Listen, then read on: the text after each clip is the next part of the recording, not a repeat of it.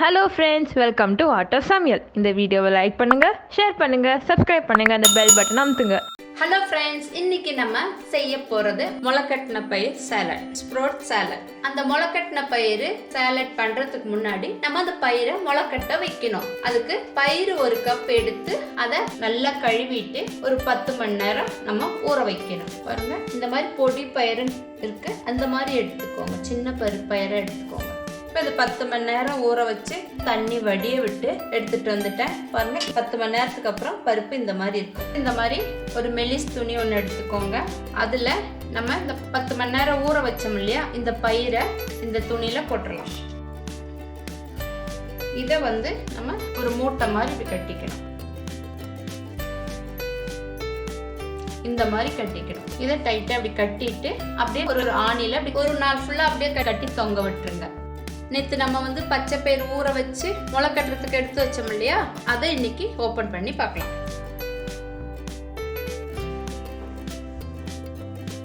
பாருங்க, நல்லா முளை விட்டுருக்கு பாருங்க. இப்படிதான் இந்த மாதிரி நம்ம செஞ்சு ஒரு ஏர்டைட் பாக்ஸ்ல வச்சுட்டா நம்ம சாலட் பண்றதுக்கு ஒரு வாரம் வரைக்கும் இது தாங்கும். இப்போ இதை வச்சு எப்படி சாலட் பண்றதுன்னு பார்க்கலாம்.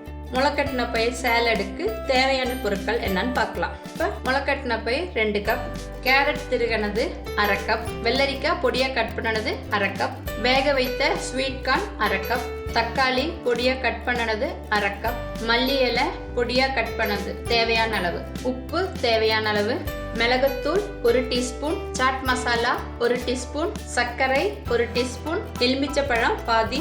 இதுதான் முளைக்கட்டின பயிர் சாலட் செய்ய தேவையான பொருட்கள். இப்ப சாலட் பண்றதுக்கு ஒரு பவுல் எடுத்துக்கலாம். அந்த பவுல்ல முளைக்கட்டி வச்சிருக்கோம் இல்லையா, இந்த பயிரை இதுல போடலாம். அடுத்து எடுத்து வச்ச கேரட்டையும் போட்டுடலாம். அடுத்து பொடியை கட் பண்ண வெள்ளரிக்காய், அடுத்து பொடியை கட் பண்ண தக்காளி, அடுத்து வேக வைத்த ஸ்வீட் கார்ன், அடுத்து பொடியை கட் பண்ண கொத்தமல்லி, அடுத்து எலுமிச்சை ஜூஸ், அடுத்து மிளகு பொடி, அடுத்து சாட் மசாலா, அடுத்து சர்க்கரை விருப்பம் இருக்கிறவங்க போட்டுக்கோங்க. நான் கொஞ்சம் இனிப்பு புளிப்பு இருக்கிறதுக்காக சர்க்கரை போடுறேன். அடுத்து தேவையான அளவு உப்பு. இதெல்லாம் நல்லா மிக்ஸ் பண்ணிக்கலாம்.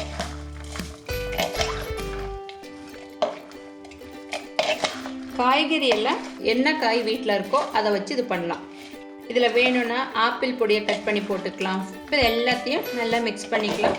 இப்போ எல்லாரும் பிரேக்ஃபாஸ்ட் என்ன சாப்பிட்றதுன்னு யோசிச்சுட்டு இருப்பாங்க. இந்த டயட்டிங் எடுக்கிறவங்க எல்லாம் இந்த மாதிரி சாலட் செஞ்சு சாப்பிட்டீங்கன்னா ரொம்ப நல்லது. இது ஒரு பவுல் சாப்பிட்டுட்டு ஒரு டம்ளர் எலுமிச்சை ஜூஸோ இல்லை ஆரஞ்சு ஜூஸோ சாப்பிட்டா போதும். காலையில் பிரேக்ஃபாஸ்ட் முடிஞ்சிடுச்சு. ஒன்றும் சாப்பிடாம மட்டும் இருக்காதீங்க டயட்டிங் இருக்கிறேன்னு சொல்லிட்டு. இப்போ நம்மளோட சாலட் ரெடி.